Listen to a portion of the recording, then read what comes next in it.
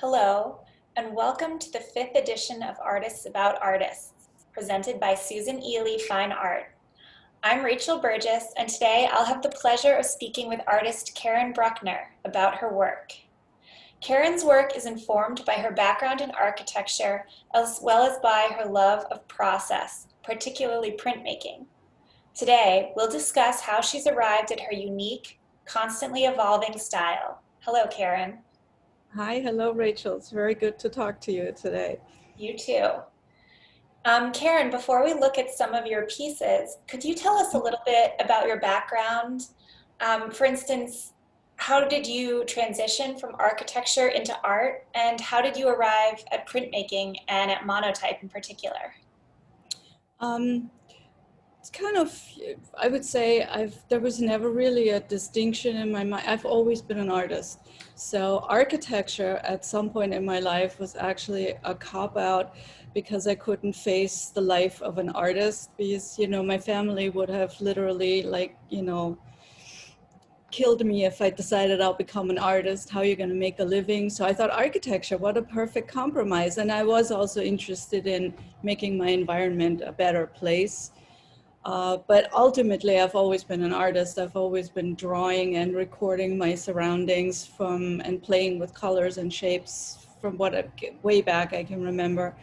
And and then when I came to America, I was born in Switzerland and I went to school in Germany and I did architecture school in both places as well, and then moved to America and did a postgraduate degree in architecture at Columbia University. It was like, ta-da, I have 2 degrees in architecture, how wonderful.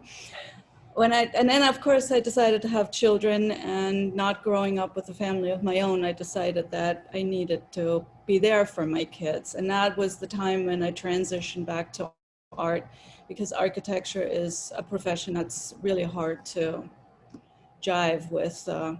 raising children. And so, printmaking was only like the next natural step. I'd always been interested in printmaking. And again, with my children being in preschool, seeing, the nursery school prints on the wall got me really excited. And when the chance came up to take a printmaking class in the neighborhood at a community center, I just jumped on it. And as soon as I hit the press, it was clear to me that I had found my medium, because it is somehow related to architecture. You think in layers, you construct things, you build up, it's backwards and forwards. And I used it as a springboard to catapult myself Mhm. back into being an artist. And is there anything about Monotype that in particular that drew you to that technique? Well, first of all, it was the ease of doing it, because, there's so many printmaking techniques out there that really involve a lot of technical skill and also the right environment to do that, because plenty of them require working with toxic materials, which is not something that, occurs easily at a community center, if at all. But first of all, I think monotypes and monoprints are like the most painterly of all printmaking techniques. So that was conducive. But the more I thought about this question, why monotype, I kind of got stuck on the word mono, because I'm really not interested in running editions. A lot of printmaking techniques lend themselves, and originally that's where the printmaking really took off, to be able to make images for people that could be widely distributed. So the multiple was a thing that was necessary ways of distribution. But I don't need that, and I'm not interested in it, because I'm an experimenter. I'm constantly playing with material and constantly seeing what happens. So an empty plate is better for me than a plate that already has something on it and where everything needs to look like the other thing. For me, nothing ever looks the same. I can evolve from one to the next, but it's always a new thing. So that segues right into discussing a few of your earliest works that you did with Susan Eley. Two pieces in particular, Channeling Diebenkorn and then Klimtian Curiosity, which are both from one's 2012 and one's 2014. Could you talk a bit about those pieces, the process behind making them, and also, were you inspired literally by those artists? Was there something sort of larger going on where you were referencing earlier work? Yeah, it's not so much the artists themselves that inspired me to do this work. Again, it came out of the process. I think to me, everything centers around and hinges on process. So making a mark and seeing where it takes me and opening the dialogue with whatever is going on the plate in front of me is what propels me forward. And also learning through printmaking that you have to pay attention to the things that don't happen on your plate, but next to your plate. So channeling Diebenkorn, for instance, was like coming out of this exciting discovery for me that if I keep an empty printmaking plate next to the plate that I'm actually working on, where I mix my colors and I roll out my colors, that at the end of it, without me paying much attention to it, I have something there that I can work with. It's like, wow, I can print my printmaking palette and get somewhere with that. And then you throw some extra Japanese paper on it. And then the commentary on the artist kind of came in after looking at the colors and seeing how the colors come together. In that particular piece, it was also a tan paper background rather than a white paper background that I usually work on, which had a different effect on how the colors were coming together and holding themselves. So I made a Diebenkorn without really thinking about Diebenkorn, and that's why I called it channeling Diebenkorn. So a lot of my work is also like a little bit of a running commentary, what goes on around me, be it in my life or in my work or in the world in general.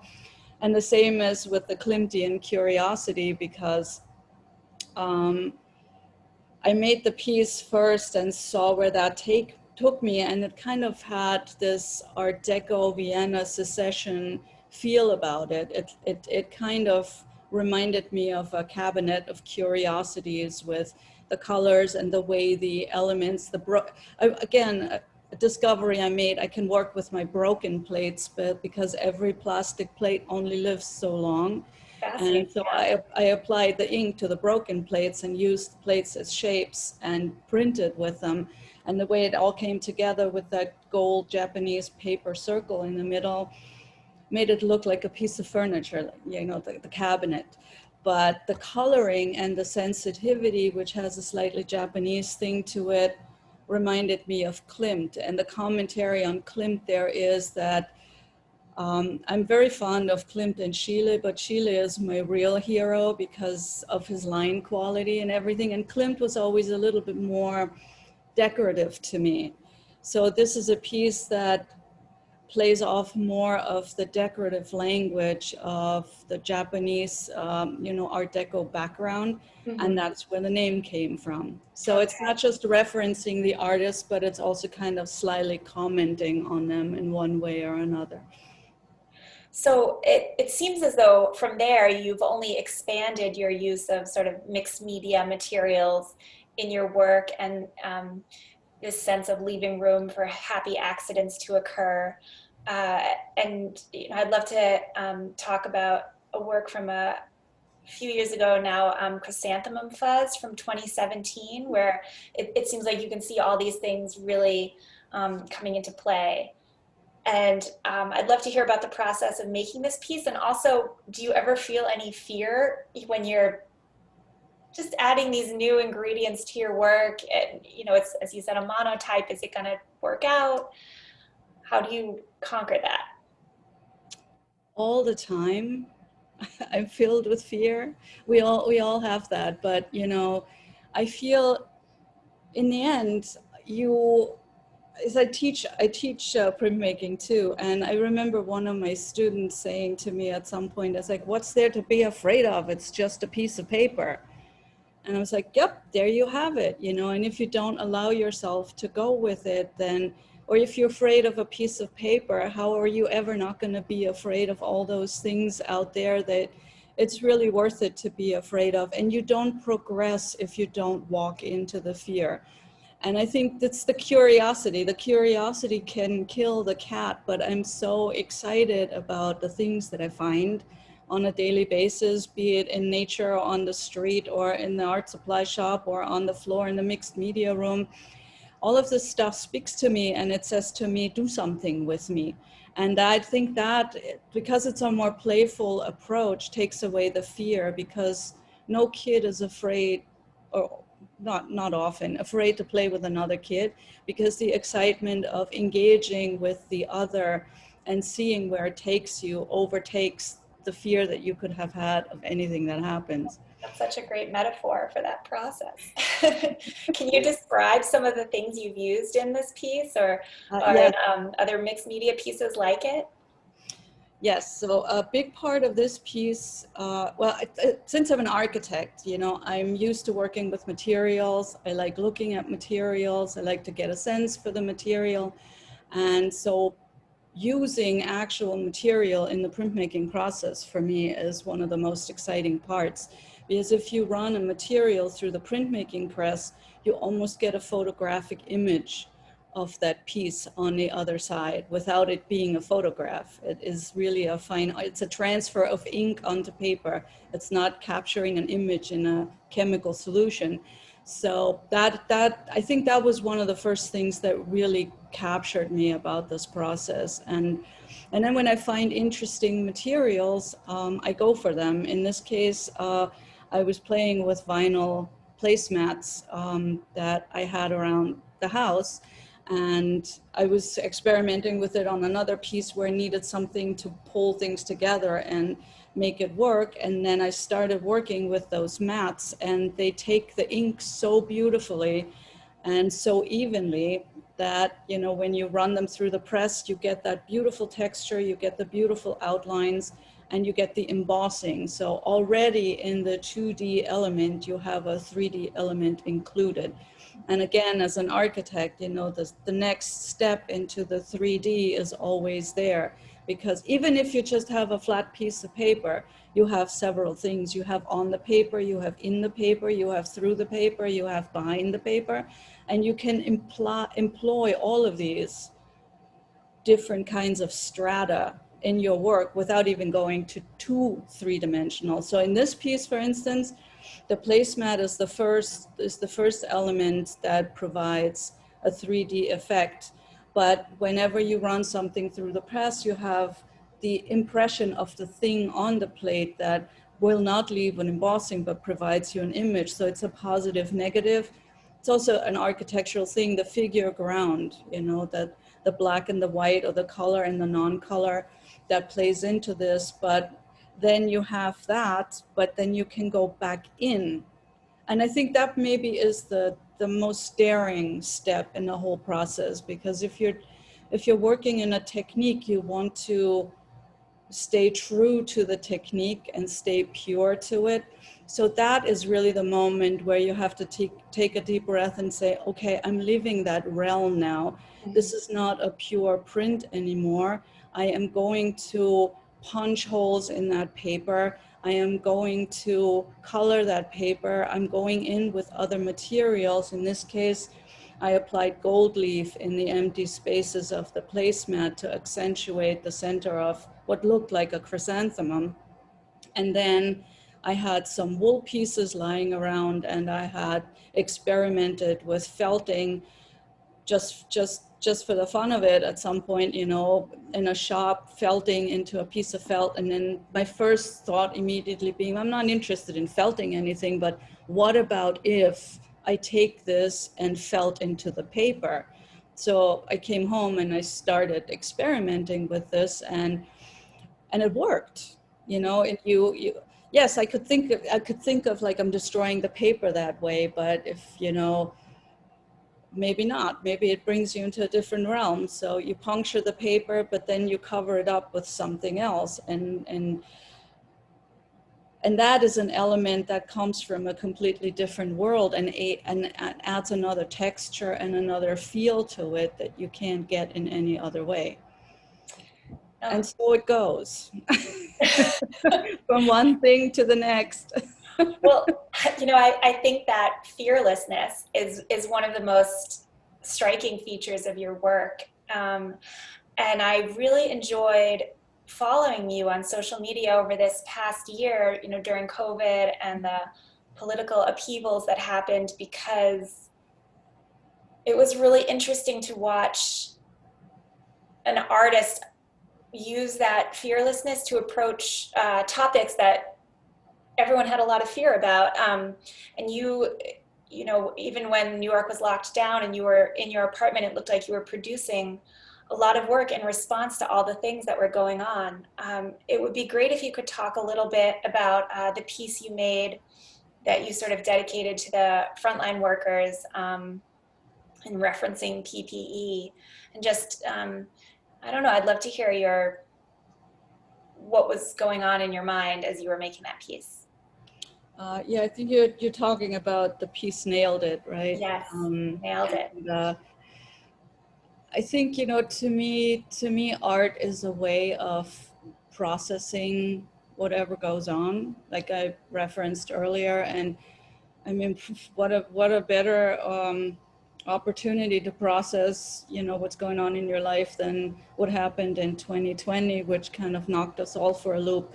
And again, I felt fortunate being an artist, because as an artist, and I live in the place that I work in, which is even better in that case because we couldn't go anywhere. And instead of a couch, I have a big printmaking press sitting in my studio. So I was good. I had everything I needed around me, and working with lots of material. There is a lot there, and also teaching at another place, which is part of this a critical piece. That the bones of this piece is a print that I made as a side thing in my class where I teach for Carter Burden Network. And oftentimes, you know, when you work with students, they leave things behind that would be just a shame to not use. So I usually try and do something with it and work with whatever's lying around. In this case, it was some plant material and rolled it through the press. And with that starter, I retreated into my lair, and it might very well have been the last time that I had been in that classroom for the next year and a half. So part of my goal for that lockdown period also was to work with everything that I had around that wasn't quite finished, or that was started, or that was in bits and pieces. So I actually made a conscious decision not to create a whole lot of new work, but trying to work with the things I had, also to sort of minimize, go through my own stacks, reassess what is there, minimize what I have, so that maybe one day when we will be free to go again, I have more capacity to make something new. So I took this piece and I cut it apart. And I wanted to play with the concept of what happens when you take a print and you kind of just deconstruct it into pieces and then reconstruct it and roll it through the press again. And so I had like these strips of prints that I then subsequently, of course, couldn't leave alone. And it called out to me for something to be woven in that structure that already indicated itself after it came out on the other side. So I found this beautifully colored teal ribbon that fit perfectly with the colors that were on the print, and wove it. So I cut slits in the paper and wove it through. And I used toothpicks to kind of hold it in place. So the little wooden strips that are in there are not only decorative, but also structural. Again, architect, you know, coming Of in. course. And, you know, and I always look for ways to find more elegant ways to combine materials without having to use a glue gun, which is, it's maybe a little too pedestrian for the recovering architect. So I'm always looking for a more elegant way to find a solution. There's always an element of problem solving. And then once I had that, you know, I wanted to pin it on the top and on the bottom to hold it in place. And again, there were pins that I found from my classroom, and this beautifully bent up nail that you know, I often keep things around because I want to work with them. And at some point, it's almost like it's jumping into my hand and says to me, now is the time. It goes here. And so here it was, and that's ultimately what gave the piece the name Nailed It. But then once I took a step back and looked at it to kind of take in what I had made, it occurred to me that subconsciously I had created the imagery of the face mask, which was ubiquitous at that point, and everybody had to deal with it. And then the next thing was that I realized that the imagery that was on the print itself, that was created with plants, was almost like bronchial. It almost like it looked like lungs. It spoke about with the blue, the breathing and the air. And I felt like, oh my, nailed it in a different way. It's almost like subconsciously I found an expression for everything that everybody had to deal with. And then again, it was during a time at the beginning of the pandemic when a lot of us were almost obsessively listening to the governor of New York every time to glean some guidance for how we're going to go into the next day, whatever day that was. Mm-hmm. And that made me think, it's like, well, that piece should really be, I wasn't the one going out on the balcony banging the pot, but my contribution was like, this piece is a witness and a document of its time, and that's why I decided to dedicate it to frontline workers and the governor of New York. It's a very moving piece. Thank you. I also wanted to ask you about one of your most recent pieces for Susan Eley, which is called Accolade, and it was in the Paint on Point show. Which was an exhibition that paired artists with actual ballet shoes. And you're saying sometimes it seems as though materials speak to you, saying this is my time. In this case, you were literally handed a material by someone else and you used it as the inspiration for your work. Could you tell us a little bit about the process of making this piece? Yeah, I think that this, I have to thank Susan Eley and Ellison Ballet for the opportunity to work on this piece, because in a way it was a moment in time where a lot of things came together. As you mentioned earlier, I've been doing more three-dimensional work and also had kind of not expected that to be a three-dimensional project, because when I was first approached, I really felt like, oh, they're looking for imagery of ballet shoes, and was already thinking how I could create that on the press. And then I got the package in the mail and it was a pair of actual physical shoes.